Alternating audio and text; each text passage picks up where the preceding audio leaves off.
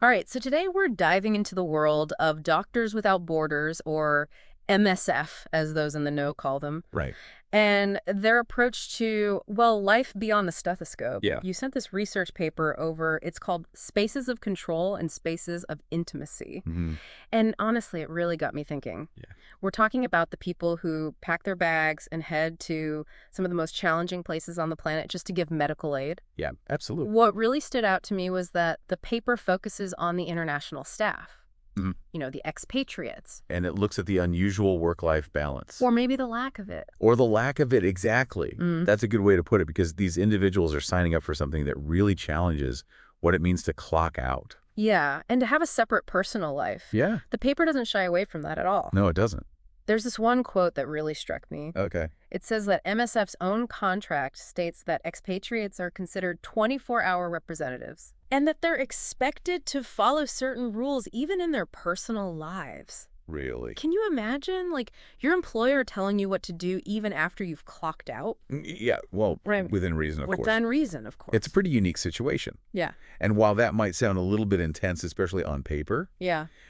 it's important to remember the context. Mm-hmm. We're talking about high-risk environments. Right. Where security is absolutely paramount. Of course. So, yeah, there are rules, Like what? curfews, Huh. restrictions on alcohol, Right. even a no-touch policy during something like an Ebola outbreak. Hold on. No touch policy. Yeah, You mean like no handshakes, no hugs, even if someone's having a tough day? that's exactly it. That's got to be so hard emotionally. It is, but again, we're talking about mitigating risk in those situations. Yeah. These aren't just guidelines. They have a real impact on how these individuals live and work together. And on top of that, they're living in shared spaces, often having meals together, sometimes even sharing rooms. Yeah, the paper really emphasizes that communal aspect of it. It's like being back in a college dorm, Right. but with much higher stakes. Absolutely. And speaking of that close-knit environment, the paper uses this phrase, MSF family. Yes. It's like the lines between colleagues and family get really blurry. Totally. Yes. So constant proximity,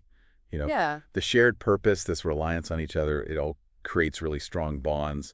Mm. But it also makes it hard to switch off, Yeah. to be just yourself. Right. And actually, this dynamic isn't unique to MSF. Really? The paper compares it to similar observations in other humanitarian organizations and even military families or remote research teams. So you've got this built-in support system, this amazing camaraderie. Yeah, But on the flip side, there's almost no escaping work, that's true. which makes me wonder, what about actual working hours? Right. Do these folks even have such a thing as a weekend? Well, it's interesting. Yeah. The paper points out a big difference between local MSF staff and the expats. Okay. Local staff, they usually have more traditional schedules. That makes sense. But for expats, especially those in leadership roles, they're often working around the clock. Wow. Think late-night budget meetings in one place or getting woken up for a medical emergency in the middle of the night in another. Oh, gosh. The study mentions situations like that happening in Pakistan, Ethiopia, the Central African Republic. And that's just a small sample. Exactly. The emergencies don't really follow a schedule, do they? They definitely do not. It really highlights how demanding and unpredictable this work can be. Yeah, Always on call. Always ready for anything. it's true. And on top of all that, it's fascinating to see how MSF, an organization that's so focused on health, approaches the well-being of its own people. Right. It's not just physical health either. No, definitely not. The paper mentions that MSF provides a whole stress management and prevention guide specifically for its project coordinators. That's right. A whole guide dedicated to stress management. Seems like it. That's kind of amazing. Yeah. But also maybe a little bit concerning. How so? Like maybe they wouldn't need such a big guide if the work-life balance was, a little more balanced. That's a good point. It does make you think, doesn't it? Yeah, It's like they're acknowledging that this job demands a lot, it does. even when you're technically off duty. Right.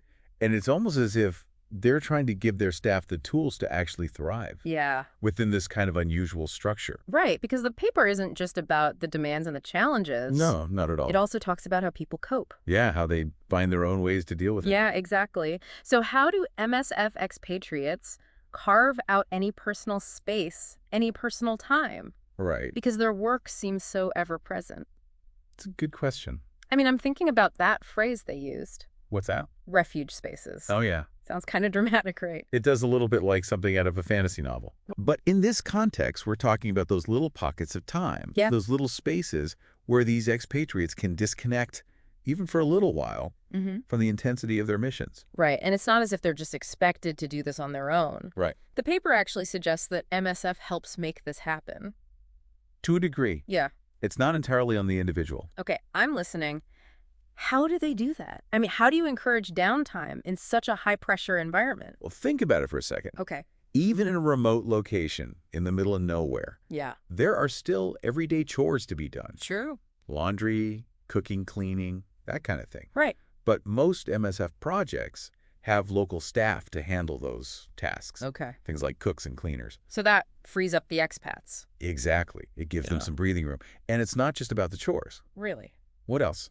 The paper mentions that MSF actually invests in recreational equipment for their teams. Like what? You name it. Yeah. Fitness machines, video games, musical instruments. Wow, so they're basically creating a mini civilization Right. out in the field.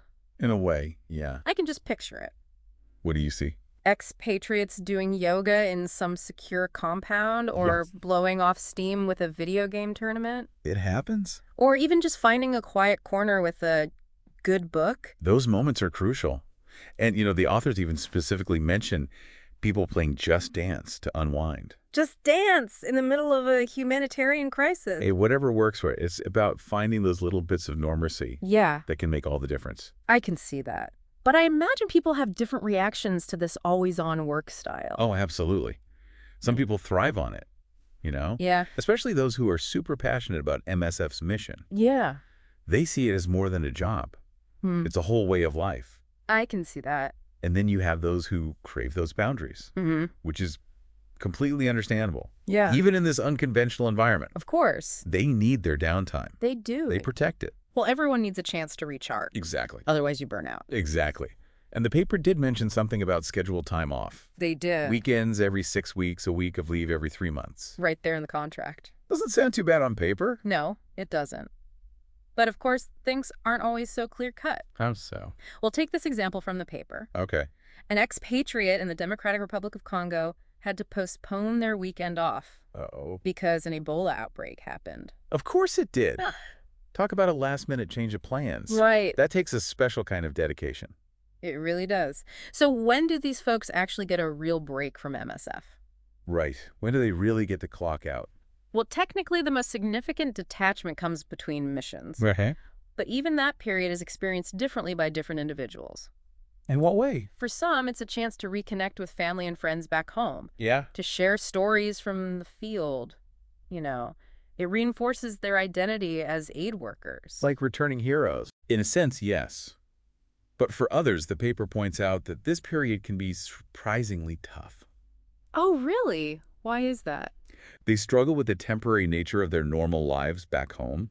Ah, They know they'll be heading out on another mission soon enough. right. So it's hard to fully commit to things. It's like they're living in this in-between space. Exactly. That's a... Strange kind of limbo. Wow. And then there are those who stay connected to MSF even between missions. Right. The paper mentions that too. Volunteering, socializing with other aid workers, taking on short-term roles. They can't quite let go. It's like MSF is more than just a job. It's a whole identity. It really is for some people. It goes so deep. And then you have those who have entirely different careers waiting for them. Yeah. Doctors and nurses going back to their regular hospitals. It's like MSF is this intense experience It is. that they step away from their normal lives to do. Right. It's like a sabbatical in a way. Yeah. But I guess the question is, what is normal for these people? That's a great question. Their definition might be a little different from what most of us are used to. You got it. And think about the shift for a second. Okay. The researchers give this example. A logistician who manages hundreds of employees on an MSF project in Palestine. Okay. Big job. Huge responsibility. Right. But then goes back home and works as an electrician. Wait, really? Wow. That's quite a contrast. To say the least. One day, you're coordinating large-scale operations.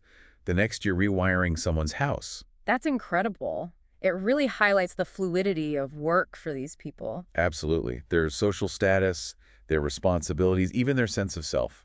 It can change dramatically depending on where they are, what they're doing. It's wild, right? Like, their career path is this choose-your-own-adventure. Yeah, it's pretty far from a typical 9 to 5, that's for sure. That's an understatement. But this whole thing really gets you thinking about work-life balance. It makes you question the whole concept, doesn't it? It does, because it's not as simple as, closing your laptop at 5 o'clock and calling it a day. Nope, not even close. We're Right. talking about a constant interplay here. Between, yeah. Your own personal commitment, the weight of the job, Yeah. the need to feel fulfilled. Yeah. It's all tangled up together. And when you look at it that way, it makes you wonder, what does work even mean? Exactly. Especially for people who are so driven by a sense of purpose, Right. who aren't just clocking in and out for a paycheck. You're driven by something bigger than that. Exactly. So is it even work when it's so intertwined with who you are as a person? It's a really interesting question, one that I don't think has an easy answer. Definitely not. But this research, it really challenges us to reconsider our own assumptions. About Work-life balance, career paths, even just what it means to find meaning in what we do. it's not a one-size-fits-all situation. No, definitely not. Yeah. But it's given me a lot to think about. Me too. And maybe for anyone listening who's felt that tug of war between their work life and their personal life, Mm-hmm. maybe there's a lesson here. Maybe it's about finding your own refuge spaces, like the paper talked about. Embracing the fact that sometimes those lines get blurry. And that maybe that's okay. Exactly. Yeah. Maybe they don't always have to be so rigid. It's about finding what works for you. It is. Well, this has been fascinating. Absolutely. This deep dive into the world of MSF has really opened my eyes to the dedication and the sacrifices. And the unique challenges. Absolutely. It's not your average 9 to 5, that's for sure. Not by a long shot.